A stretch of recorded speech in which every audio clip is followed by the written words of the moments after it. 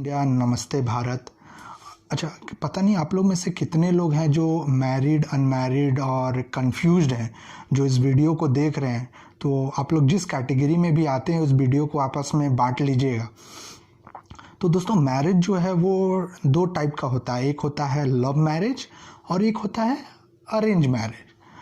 तो love marriage मतलब नाम सुनते ही ऐसा लग रहा है कि शहद घुल गया, हर तरफ खुशबू है। लेकिन अरेंज मैरिज मतलब ऐसा लग रहा है कि किसी ने एक सामान एक कमरे से उठा के दूसरे कमरे में डाल दिया है, मतलब काम ख़त्म कर दिया है।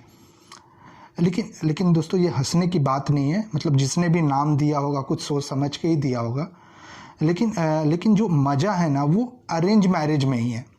मतलब लव मैरिज में क्या रखा है, मतलब लड़का लड़की ने एक दूसरे को पसंद किया, प्यार किया, मोहब्बत किया, बात मम्मी पापा तक जाती है और शॉर्ट एंड सिंपल में शादी हो जाती है। लेकिन अरेंज मैरिज में बाबा बहुत काम होता है। मतलब 8 से 10 फोटो को देखने का जो मज़ा है वो भी डिफरेंट एंगल और ट्रायंगल से, वो अरेंज मैरिज में ही मिल सकता है। मतलब अरेंज मैरिज में ही आपको 8 से 10 रिजेक्शन का मज़ा मिल सकता है। ठीक है। अच्छा, अरेंज मैरिज में ही आपको जो एनालिसिस रिपोर्ट है फ़ोटो का, वो आपको देने का मज़ा मिलता है। मतलब यार, फ़ोटो में तो ये मोटा दिख रहा है, ये छोटा दिख रहा है, ये लंबा दिख रहा है, ये तो पतला दिख रहा है, ये तो शक्ल से ही ठरकी लग रहा है, ये तो शक्ल से ही दरुआ लग रहा है। तो ये एनालिसिस रिपोर्ट आपको अरेंज मैरिज में ही मिल सकता है। राइट। बट मैं एक चीज़ बताना चाहता हूँ दोस्तों कि मेरी भी अरेंज मैरिज हुई है। बट ये भी फैक्ट है कि गलती मेरी है, जेन्युइनली गलती है मेरी है, क्योंकि मैं MBA हूँ। नहीं, हंसने वाली बात नहीं है, सही बात है। राइट। तो इसमें जो लोग बोलते हैं ना कि मुझे शादी नहीं करनी है या मुझे अभी शादी नहीं करनी है, तो मम्मी समझ जाती है कि इसका तो अरेंज मैरिज ही होगा। राइट। अच्छा, अगर आप MBA हो तो मम्मी जानती है कि भैया लव में तो मास्टर पहले ही ये हो गया है, तो इसका अरेंज ही कराओ, नहीं तो इसका मैनेजमेंट गड़बड़ हो जाएगा। ठीक है। अगर आप इंजीनियर हैं तो भैया मम्मी जानती है कि कॉलेज में इसने नट एंड बोल्ट बहुत ठीक किया होगा, तो अगर इसका अरेंज नहीं कराएंगे तो इसका मशीन ख़राब हो जाएगा। तो ये मम्मी सब जानती है। अच्छा, इसके बाद जो होता है कि पापा, मम्मी, भैया, भाभी, चाचा, चाची, बुआ, फूआ, भाई, ठीक है, और जीजा, सब कोई लड़की वाले के यहाँ पहुँचते हैं जाइलों में ठूस के लड़की देखने। ठीक है। लेकिन इसमें जो मोस्ट इम्पॉर्टेंट होता है वो होता है जीजा, जिसका नाम पिज़्ज़ा के बाद आया। अच्छा, पिज़्ज़ा और जो जीजा है, ठीक है, ये इनका इम्पोर्टेंस ना शुरुआत में ही होता है, उसके बाद ये लोग टेस्टलेस हो जाते हैं। ठीक है। राइट। लेकिन भैया दुख हमें तब होता है जब हमको जो फोटो और जो एक्चुअल वो नहीं मिलता, तो दुख हमें लगता है। तो फिर हम ढूंढने लगते हैं कि ये फ़ोटो किसने खींचा, ओप्पो ने कि वीवो ने।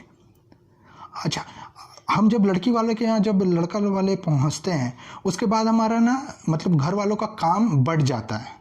मतलब मम्मी का अलग काम हो जाता है, मामी, फूआ, मौसी का काम अलग हो जाता है, पापा का काम अलग हो जाता है, भाई का काम अलग हो जाता है। तो ये अपने डिपार्टमेंट बांट लेते हैं। जैसे मम्मी का जो डिपार्टमेंट है वो कॉम्प्लेक्शन से परफेक्शन को जज करना। ठीक है। तो वो लड़की का पूरा देखती है कि भैया बाल कितने लंबे हैं, ज़्यादा हाइट तो नहीं है, ज़्यादा वेट तो नहीं है, भैया नाक तो सीधा है, मोटा तो नहीं है। तो वो पूरा चीज़ वो बारीकी से देखती है, क्योंकि वो परफेक्शन चाहती है। ठीक है। वो परफेक्शन की तरफ ध्यान देती है। भैया अरेंज मैरिज है, मजाक नहीं है, परफेक्शन की तरफ ध्यान देती। तो उनका काम स्टार्ट होता है हाइट से। ठीक है। हाइट से स्टार्ट होता है, वेट पे जाता है, फिर लाइट पे आता है, फिर ब्राइट पे आता है, फिर साइड पे आता है, फिर फाइट पे आता है, फिर उसके बाद राइट पे आता है। मतलब हाइट से राइट मतलब लिखने पे ख़त्म हो जाता है। ये उनका काम रहता है मम्मी का। अच्छा, मौसी, मामी, फूआ और बुआ, इनका काम होता है दूसरे लोग जो आए हुए उनको देखना। अच्छा क्या देखना, तो भैया कौन कितना खा रहा है। अच्छा इसने एक समोसा एक्स्ट्रा ले लिया, अरे ये तो बहुत खाऊ खानदान का है।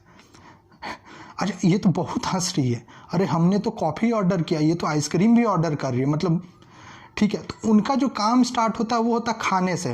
मतलब ईट मीट नीट स्वीट और ट्वीट, इनका काम खत्म होता है। मतलब खाने से चालू होता है, ट्वीट पे ख़त्म हो जाता है।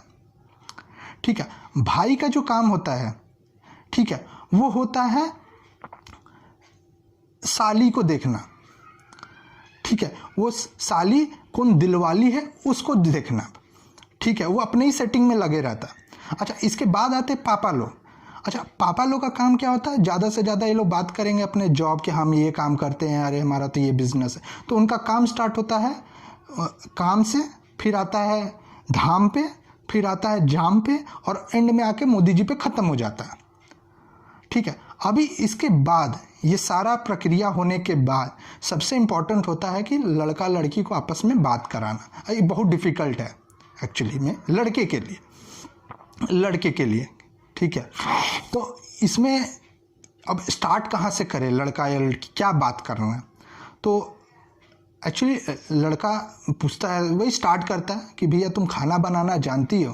तो यहाँ लड़की को फर्स्ट मीटिंग में क्लियर हो जाता है कि हाँ भैया शादी के बाद मुझे खाना ही बनवाएगा।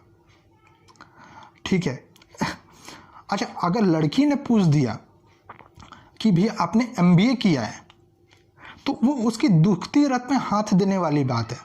तो सीधा बोल देता है कि नहीं, हाँ गलती कभी कभी इंसान से हो जाती है, शायद इसीलिए इसकी अरेंज मैरिज हो रही है। राइट, लेकिन देखिए हर बात को बात छोड़िए, लेकिन जो लास्ट वाला जो बात है बहुत इंपॉर्टेंट है कि आपका कितना बॉयफ्रेंड और कितना गर्लफ्रेंड है, ये इंपॉर्टेंट है जानना। ठीक है, तो देखिए इसमें लड़का डायरेक्टली नहीं पूछ सकता लड़की से कि आपके कितने बॉयफ्रेंड रहे हैं, क्योंकि वो डरता है।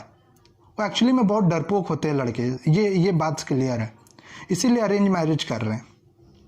ठीक है, अब लेकिन अगर लड़की ने पूछ दिया कि आपकी कितनी गर्लफ्रेंड है, तो इसका आंसर डिपेंड करता है कि आपकी एज क्या है, आपकी 27 साल है या 34 साल है।